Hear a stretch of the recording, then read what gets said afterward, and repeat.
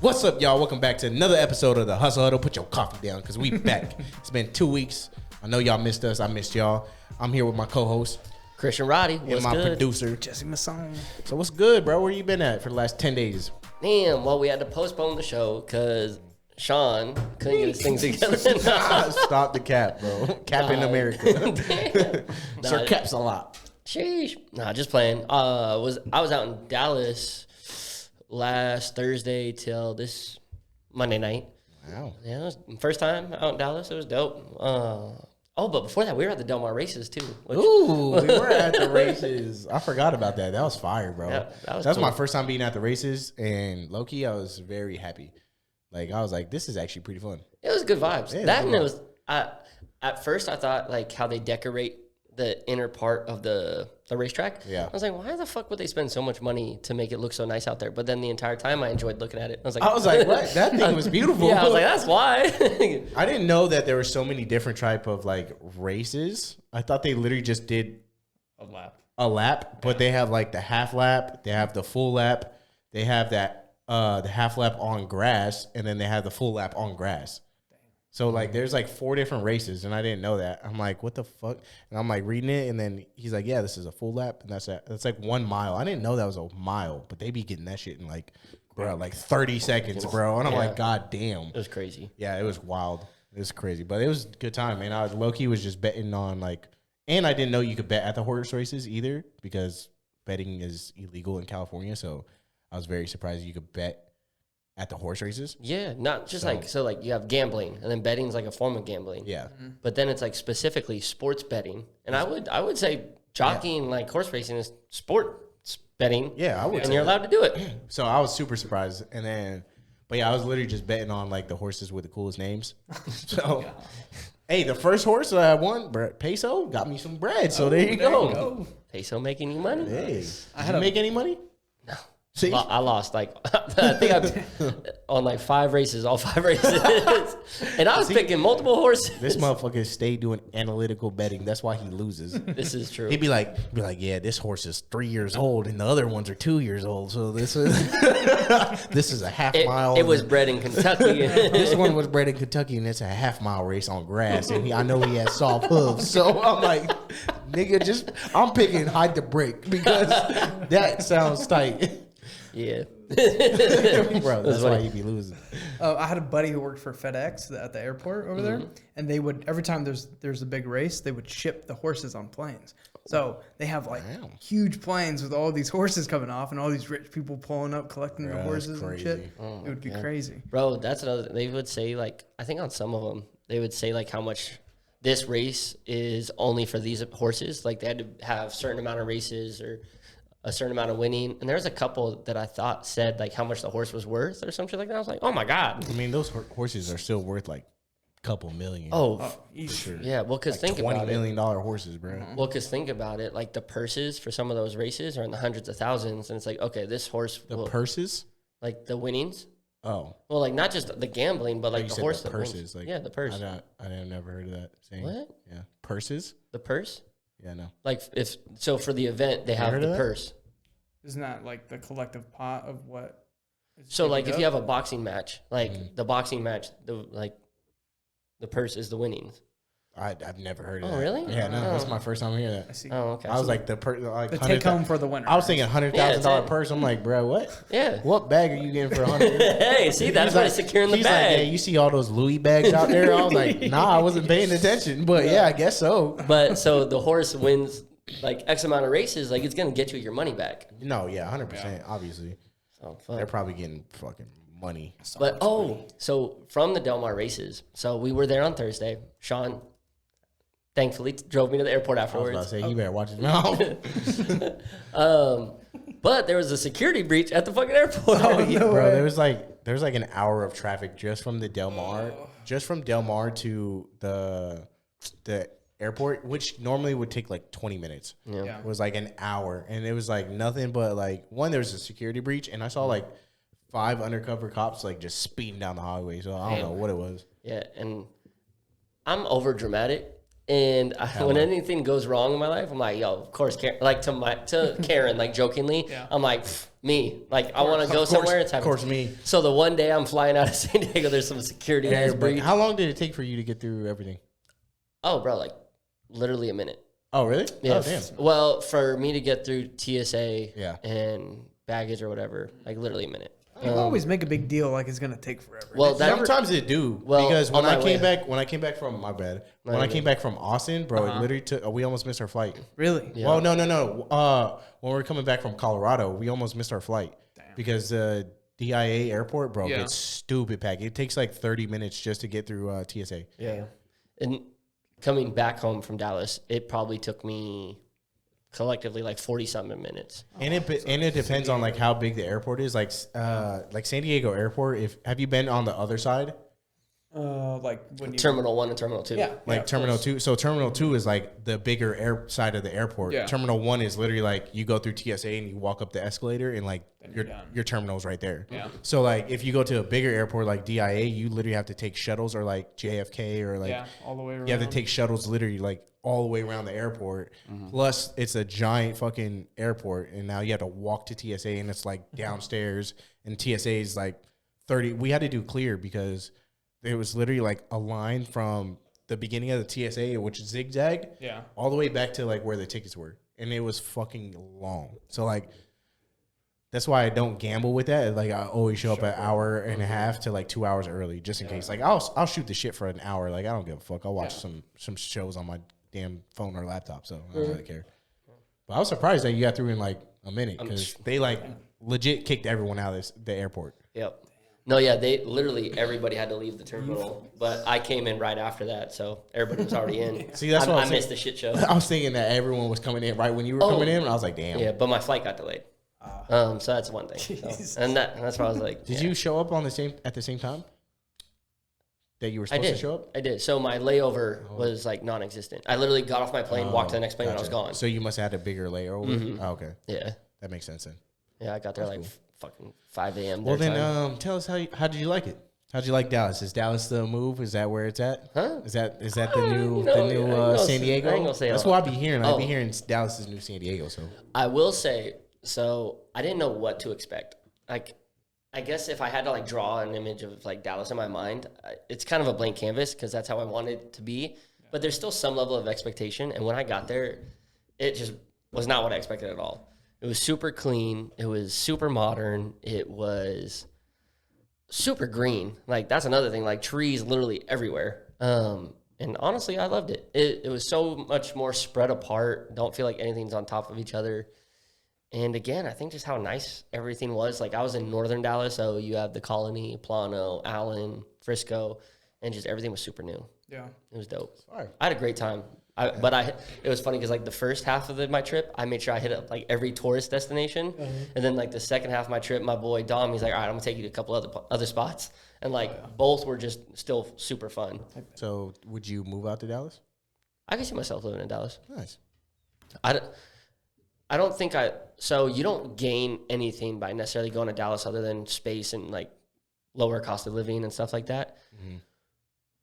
So you don't gain much, but you don't lose much either. Like, okay, you lose the ocean. I disagree with that. Oh, you ain't never been. Shush. I've been to Austin. I know. That's the But- same thing. Well, I can't speak for Austin, but like city and living wise, like I didn't feel like I would be losing much. And I don't live there, so I could totally be wrong, but I just feel like I wouldn't lose much going out there.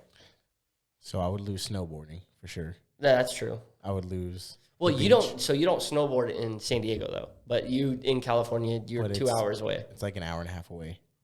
You're being generous. I'm big. I bear. get there in an hour and a half. I get there in an hour and a half. I Damn, lose the beach. bro. I lose the I've Chargers. seen you go to the beach like twice. I lose the Chargers. Uh-huh. I lose the Lakers. The Chargers. Chargers lost you, Motherfucker. bro. Yeah. Bro, you lost the Chargers when they moved out of San Diego. Watch your mouth. You ain't gonna be saying this when we go to the And- Super Bowl this year. That's crazy. I can't wait. And the Chargers used to losing, all right? No, I'm kidding. I can't wait. I can't wait until the Chargers in Super Bowl. But go The ahead. Chiefs ain't shit. But anyways, but yeah. So you definitely lose stuff for sure. Anytime you move, you lose something. That's a big thing. So I've lived in San Diego most of my life, parts of Arizona, parts of my life, but I've never lived somewhere with such a strong sports community. I mean, I didn't live there. Visited somewhere. Never been anywhere with that strong of a sports community. Yeah. So they have the Rangers, their baseball team. They have the Dallas Cowboys, which, bro, that was crazy how much the fan base like loves them there. Yeah. It's Dallas. What else? You got Dallas Mavericks, and then they have their hockey team too. But it was just like, it was such immersed in the city. Like literally every restaurant you saw their sports teams like hanging there. Like no matter how nice or like if it wasn't supposed to be a sports bar, but they got sports bar TVs. I'm like, what the hell? But everybody was rocking jerseys, and like they had entire town square like at the Dallas Star committed to the Cowboys. But I feel like that's anywhere you go that has like multiple sports teams or like a big sports team. A bigger sports team with like if you go to Denver, like it's Bronco shit and Rocky shit everywhere. That's true. Like the only reason why it's not in Cali is just because we're so saturated with teams, and it's such a widespread like gap in between. Like it can't commit. It can't commit to like just one team because now you're like, and Cali's a melting pot of like everyone. So you're gonna fucking Jets fans over here, you're getting Dallas fans over here, you're getting fucking Arizona fans over here. That's one of the things I hate. Like it's good because you could talk so much shit, but it also like sucked because it's like, you never felt like. You're with your fan base. Yeah. And it's like even like Chargers were my second favorite team. I give them a lot of shit. But like they were my when they were here. When they were here. Oh fuck it. That's better for them up there. What? Fuck them up there. A brand new stadium? Bitch, they rent a room in that brand new stadium. That ain't their stadium. You think it's the Ram Stadium? More than from St. Louis. From at least the Chargers are from California. All right. Does he not know the Rams are originally from LA? Oh my God. Where was most of their time? I don't know the years. St. Louis. I don't know. Yeah. They were only there for what, 10, 20 years? I don't know how long they were out there. But they're originally from LA. But stop it. And they were there a year before the Chargers, weren't they? So I was like, they got a head start. But San Diego is where fine. Before the Chargers? The Rams? in LA? Yeah. Where do you want them? And they won the Super Bowl now. That is their stadium. That is their stadium. I'll give you that. They did win the Super Bowl. In their stadium. Yeah, the Super Bowl. God damn. In their stadium. Fire. Fire. That's so fire. It's I just didn't have that in San Diego. That's all. We'll go down that hole later. That's another episode. Yeah, but so that was a cool vibe too. Yeah, I guess that's cool. What else did you like other than the food was heat? Food. There was live music everywhere. Live country music. All right, most of it was. You missed me with that one. Was country music. Live country. Mm-hmm. Oh, okay. It was good vibes. Yeah. But there was like one place we went. It was in Frisco. It was in the Dallas Star. I think the restaurant's like the City Works, and then it's got like a little bar/club upstairs. Well, went upstairs. I was like, "Yep, I'm in the wrong place." I went back down. What was wrong with that place? It was very diverse. Diverse. Okay. Yeah. Now we know what it feels like. So now we know what it feels like. Hey, it was a vibe. You should have just stayed and immersed yourself. It was a vibe, though. Honestly, exactly. You should have stayed and immersed it. But I was there to eat. So? The food wasn't upstairs. The food was downstairs. Okay. You could have stayed and met a couple folks out there, bro. That is one, and everybody was so nice. Low key, when we went to Target, Karen almost damn near had this lady coming out to dinner with us. Like, just how much conversation they were having. I was like, grab your Takis and go. Come over my house, sweetheart. I was like, what is that? Yeah, but it was a good time. Damn, that's dope. So then Dallas, when are you moving out there? I'm not. Oh, you're not moving? No, I said I would. I would. Okay. I could see myself living in Dallas. So you lived in Arizona. I lived in Arizona, and I've lived amongst different areas in California. I've lived in... Motherfucker, you lived in California. I mean, yeah, in California. So Riverside, California. San Diego, East California. Yeah. And then I lived in Arizona. I lived in really, really interesting area. I was going to say something else, but... Shitty. No, it's just different. It's just people out there built different. But it was, it was Mojave Valley, Bullhead area. It was super hot. So that's another thing. So like people say Dallas is hot, which I saw that they had a record-setting year. But like when I was growing up, like, bro, I'd wait for a school bus in the 120-degree heat. Like, so do you think that you have somewhat of a bias since you haven't lived anywhere else? To California? Other than California? Like my bias is to California, or my bias is that I want to go somewhere? Against California because you want to go somewhere.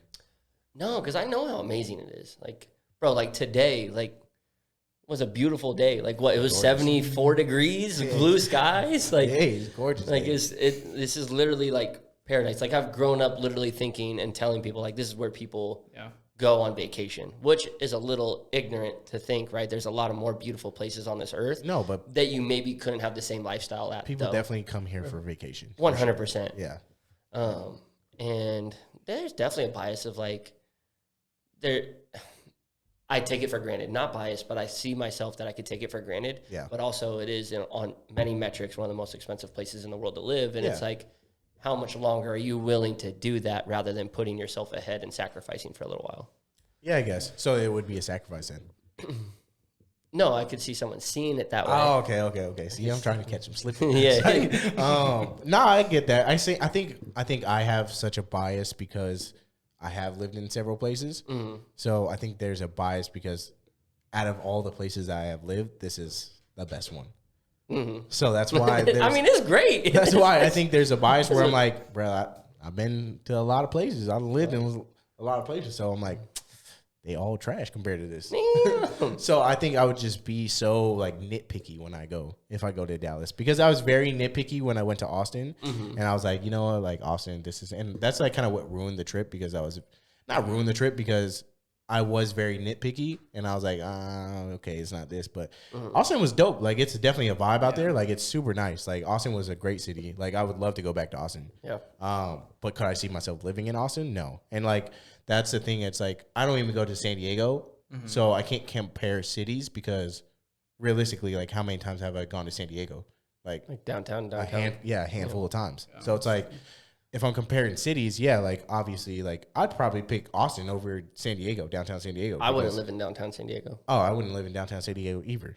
I wouldn't live in probably any city, honestly. Like downtown, I wouldn't probably live in any downtown.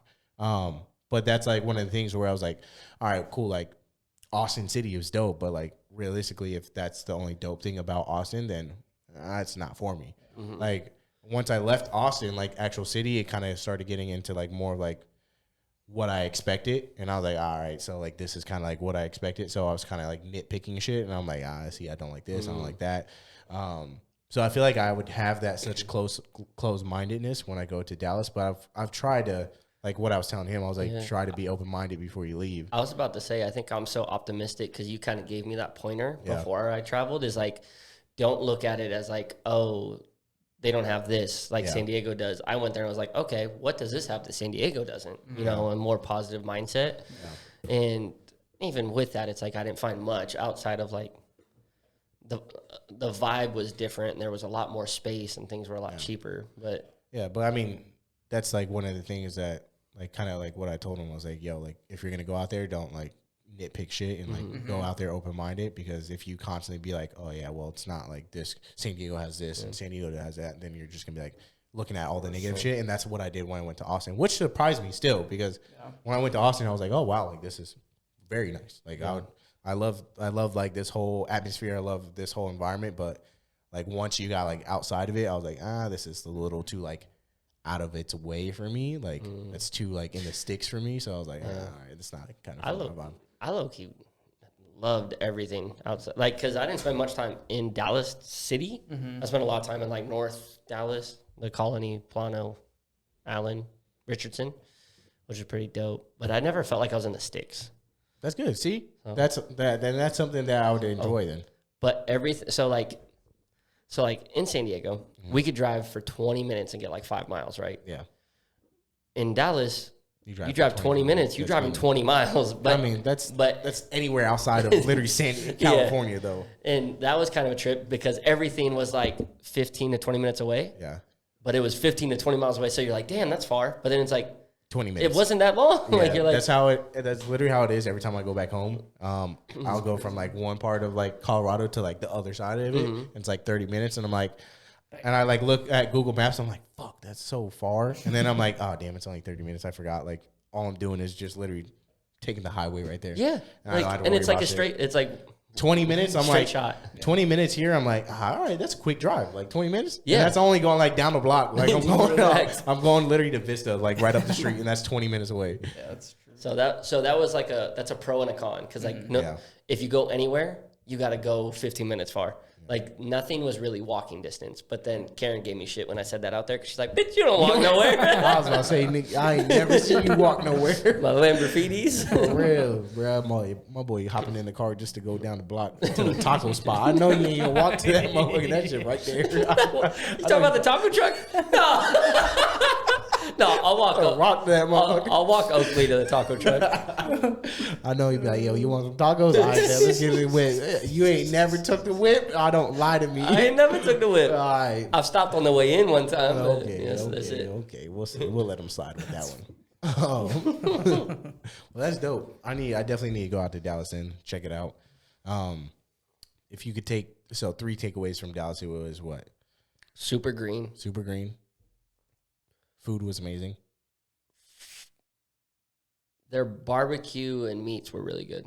Ah, okay. Everything else was the same. Subpar. Karen got some tacos.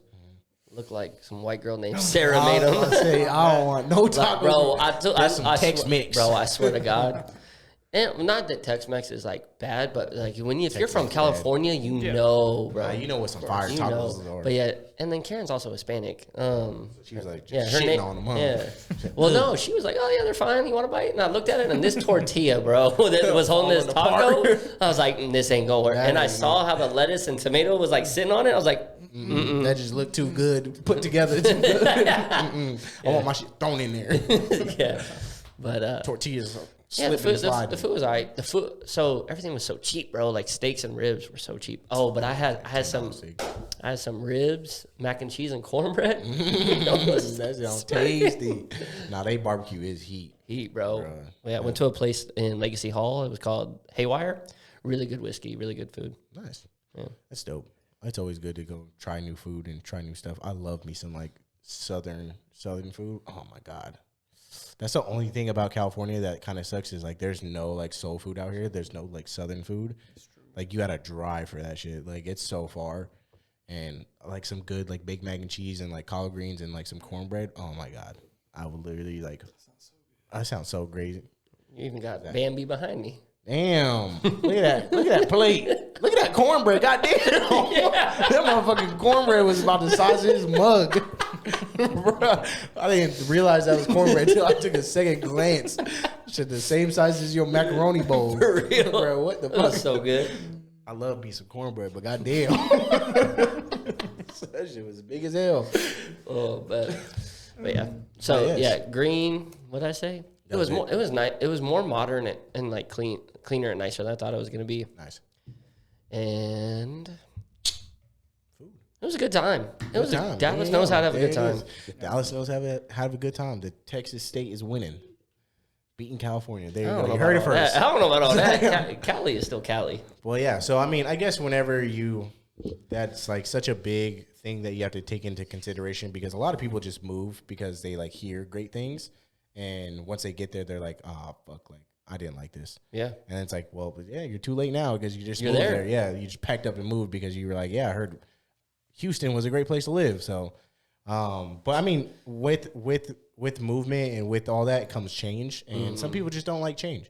And I think that's like one of the things where, like, when you're thinking about moving and taking that into consideration is like, do you really want that change in your life? And some people can't handle that. So that brings me back to like you asked, like, could I live there? Would I live there? And I was like, I could see myself living there. But I think that comes to that point is as a person, there's like you either thrive and almost need change in your life to continue growing and adapting, or you're very hesitant to change and you're like, no, like it's an anxious feeling. I'll do anything to avoid it. Like even if my situation isn't optimal, I'd rather stay here because I know it and I don't want change. 100%. And so I'm like quick to like, yeah, do it. Because I'm like, sure, let's change things up. Let's mix it up. I know that's where I'll adapt and I'll get to experience something new.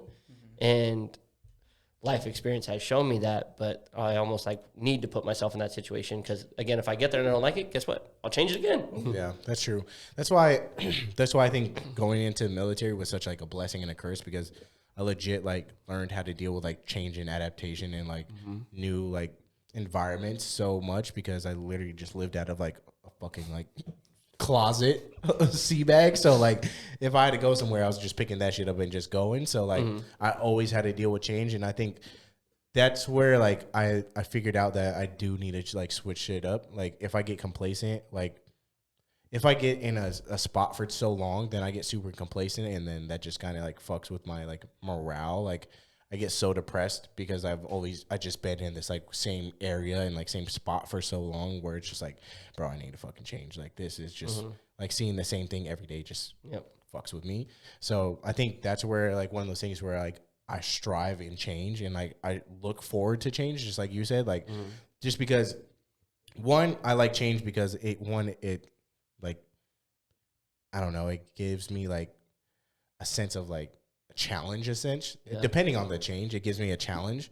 And two, I like change just because it really gets me out of my comfort zone. And like once I'm out of my comfort zone, that's how I know I'm growing as a person. So yeah, that's why.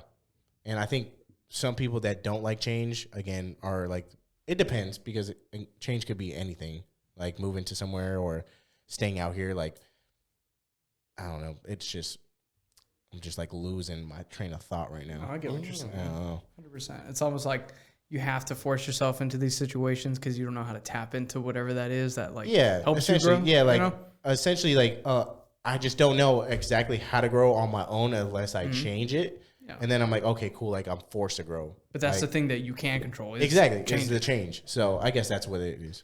Yeah, and then sometimes you don't even know what you need to grow or what your next step of development is until you're exposed to that change. Yeah, that's true. Like some people, I just had a conversation at work about this, and it was like the person is kind of maxed out what they can do in their current role, and their next role is not like very like right in front of them. It's not straightforward. Yeah. It would be like they have to like very like laterally or diagonally like grow in a different area. And but the role that would be next for them that's right in front of them was so far ahead of them. They're like, I don't know where to challenge myself to grow and right now to know how to even get up to that way far away role. So do I have to go diagonally over here into that change to know what I need to grow in next? And so sometimes you need to know what the change is before you can choose how to develop. Yeah. So then when do you realize that you know when to change, I guess? When to change? Yeah. Well, comfort. Good is the worst enemy of great. That's true. And being too comfortable can lead to complacency, which it doesn't happen like, oh, tomorrow, like I've mastered every skill in my job and all of a sudden I'm not trying anymore. It happens slowly over time. Like, okay, you took an easy way out on something. Oh, I don't need to do that anymore because I know I can handle it even when it piles up. It's like, okay, that's not a good way to react. Or when you so we talked about mindset a lot earlier, and it's like when your mindset stops being a growth mindset, I think that's when you need to change something. When you start to think where you're at is okay, which it's fine if you do get a level of content. That's fine. Like, right, you should be satisfied with what you've done at this point. Should be peaceful in whatever you're enjoying, I guess. Yeah, because otherwise, if you don't live in the moment, what's the point of striving to get to where you want to go? Point of living. Yeah, honestly, like even right now, like me 5 years ago would be excited for the moment I'm in right now. Oh, 100%. Like, they'd be like, I'm on a let's go. Let's go, me. So to not live in this moment is letting them down. Yeah. So I forget where I was going with that. So, but to be content is okay. To be satisfied is okay. But when you like don't feel like you're moving, you're not progressing, then you need to look at what can I change. You don't have to change environments. Maybe just change in your environment, change your mindset. But I think when you need change, it reflects a lot on what your current mindset is. Yeah, I think so. Yeah, I kind of piggyback off of like what you said. Like you're your own like worst enemy, and obviously like there's only you in the way of any obstacle. Essentially, when you get to that point of change, when you need change, and I think it's like some people, again, are either scared of change because they don't think they're confident enough to like handle the change, which is like at the end of the day, like maybe you're not, but like you should attempt to like try to change to see if you can, one, build your confidence up, or like two, like kind of prove yourself wrong and like you know what, like, oh, this was like super easy.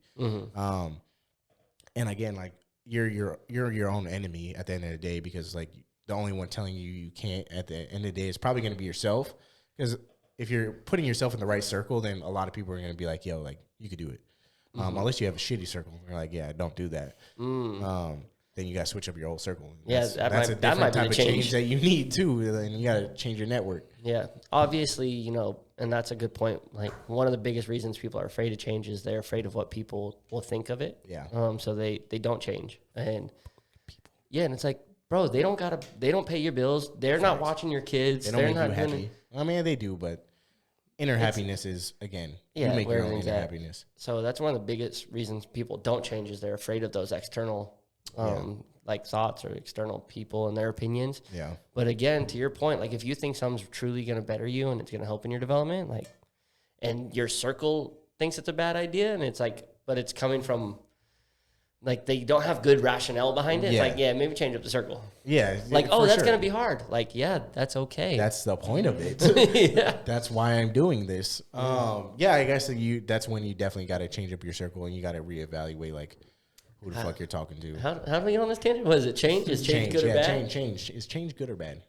Pocket change. Oh, like, no, pocket change. I think it can be a useful tool. Yeah, I agree. I don't necessarily think it's good or bad because it can be really bad. Oh, change could be shitty. And it could be awful. Both like mentally and like for your progression, it can be bad. Because say you could be in a position lined up for a lot of growth, a lot of success, and you change paths too early. Yeah, that's true. I definitely think change could either be good or bad. I think change is mostly good though. Like on my side, I think realistically, like at the end of the day, we all just make A or B decisions. Mm-hmm. Like everything is just one or two. You want to know what makes change bad? Hindsight. Hindsight, yes. Yeah, and you can't do none about it. If you have hindsight, change is super bad because that just leads to overthinking and just constant like you just like diminishing yourself of like, yo, like damn, like I should have did it this way or should have do it this way or what if this happens and like you don't even know the outcome yet and you're already like sweating over the outcome. And it's like that's what another people they're like, oh well, I'm not gonna change it because I'm sweating over this outcome that could possibly never happen. And it's like, or not focusing on like I'm still in this change. Like keep moving forward. Stop looking back. Yeah, exactly. And at the end of the day, it's just A and B decisions. We live in the fucking matrix, so it's literally code. It's zeros and ones, bro. God. Like at the end of the day, like the decisions, the A and B decisions that I made throughout my life put me in the seat in front of you, and that's the good thing about the change. So, but yeah. And hold on before you say something. Since we're on the topic of change, how have we changed since this is our 20th episode? Stole it from me. Since this is our 20th episode, how have we changed since episode 1? So I ain't steal nothing. He stole my moment. I was like, oh, by the way, this is episode 20. Congratulations to us. Who would have thought? Thank you. Congratulations. What's crazy to that is I think on those emails that we get from like Buzzsprout, where we launch the podcast at, I think it says the average podcast doesn't make it past 7 episodes. So, so beat it again. Like whether we've got 1 more listener from day 1, or 30 more listeners from day 1, or 100 more listeners from day 1. We appreciate y'all. Whatever it is, like I think it's super dope. And again, consistency is super key. So. Consistency is key. So again, answer my question. How have we changed? Yeah, I think we have more fun with it now. Yeah, for sure. I think our approach from beginning was so very non-organic. I would say that was very like almost like we wanted to be scripted. Yeah. To more of like a fluent, organic approach. So more of like just a conversation between us rather than trying to be a little bit more professional and try to like, well, I want to talk about this topic, so let me hit these points. Rather than, well, I want to talk about this topic. This is what I would.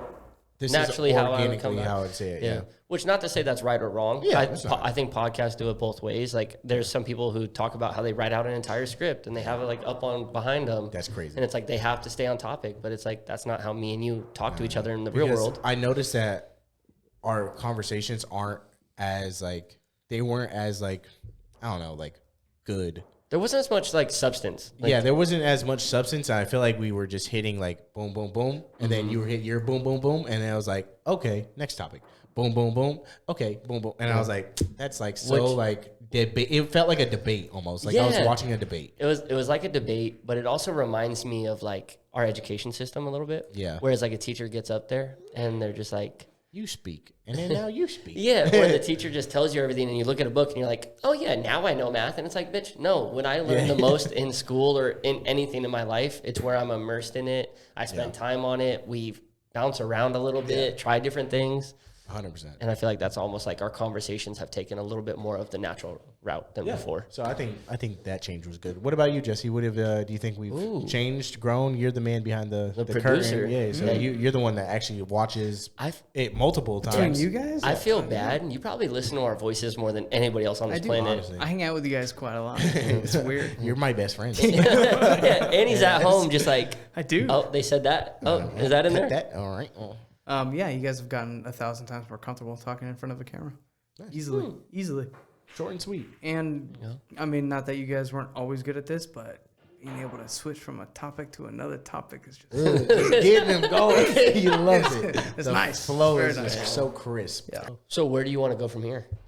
Obviously, I want to keep this up and obviously continue to expand where this podcast goes. I want to get people on and maybe have some guests later in the future.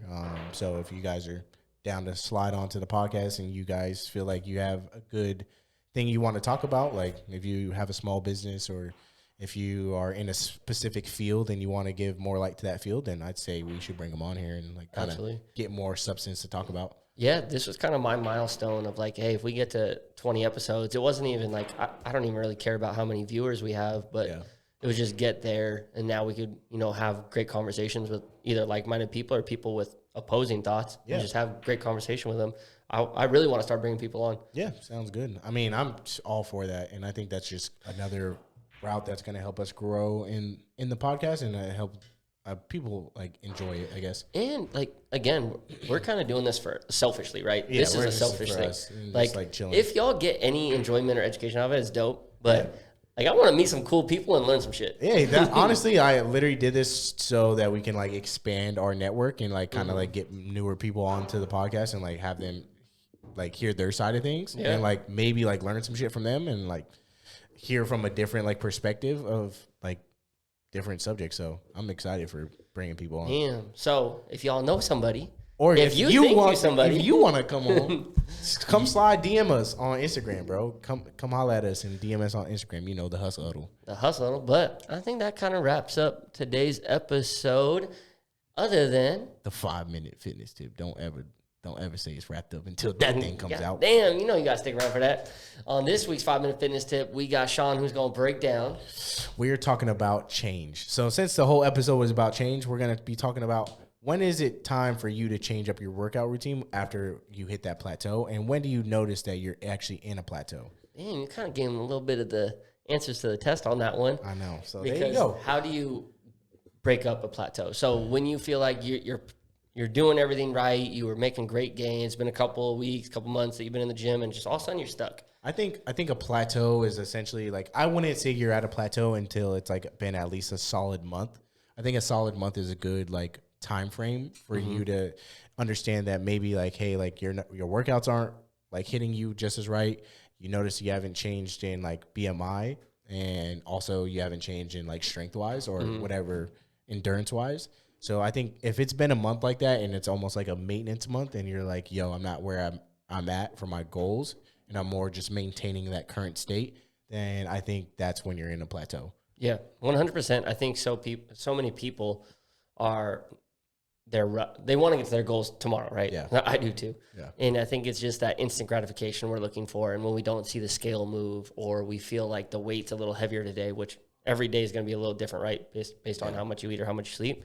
So I think taking that time to have a longer measurement period, like you were saying, like, bro, don't even mention a plateau if it hasn't at least been 2 weeks. I think a month is good. Yeah. I think for people who maybe know what they're doing a little bit more, could maybe touch on that time frame a little bit, but truly like, bro, relax. Like, it's going to happen. Stay consistent. Because a lot of times, it's like when people break through that plateau of like a month, all of a sudden they shred 5 pounds or their PR jumps 20 because they did the good work and they stayed consistent. 100%. Yeah. And then that's where it's like, sometimes you just got to figure out when you need to change it up. There it is. I was about to say, so like, let's say it's a month, nothing's changed, and you're like, all right, or Switch you it up. haven't. So what, like in any direction? And or? so I think you can make subtle changes that would impact your workout routine a lot. Like say, for example, like if you've been doing like straight compound lifting and for like the last like 3-4 months, like switch into like more of like a tempo workout and time under retention. Like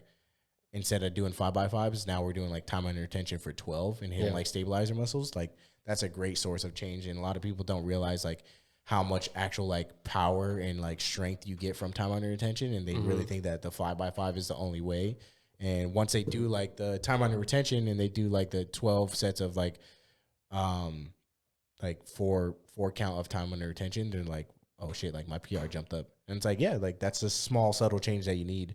Or again, like maybe if you're doing like running a mile every day and it's like maybe you need to either do sprints or you need to bump the mile up to like a mile and a half. Like that's the change you need. And I think you said subtle changes is huge. There's a saying from somebody I look up to that I stole. It's like you need to do the least amount possible to elicit the greatest amount of adaptation. Yeah. So change it the least amount that is going to get you your biggest bang for your buck. So like what you're saying, like maybe you don't have to change your entire nutrition plan. You don't have to change your entire diet. Like maybe because if you make that drastic change and then you plateau again, now what are you going to do? So like if you were running a mile a day and not losing weight and you jump to like fucking 10 3 miles, like where are you going to go? Because eventually your body will adapt to be as efficient as possible in the 3 or 10 miles. And now you're jumping to 5. Unless you're trying to be a marathon runner, then there you go. That's the way to do it. Which good for you. But and then same with the workout program. Like you could keep similar volume if you change how you arrange the sets and reps or